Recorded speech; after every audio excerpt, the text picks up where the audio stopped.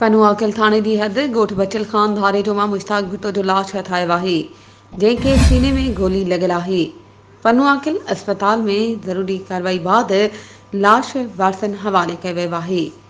इन हवाले सां वधीक तफ़सील ॾेई रहियो आहे पनुआकल मां CN न्यूज़ जो रिपोर्टर अयाज़ झुंडीर।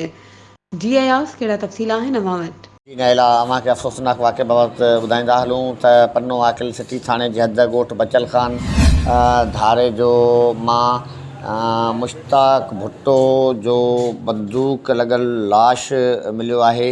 पुलिस ऐं ॻोठाणनि उहो लाश हथु कयो आहे जंहिंखे सीने में बंदूक लॻल आहे।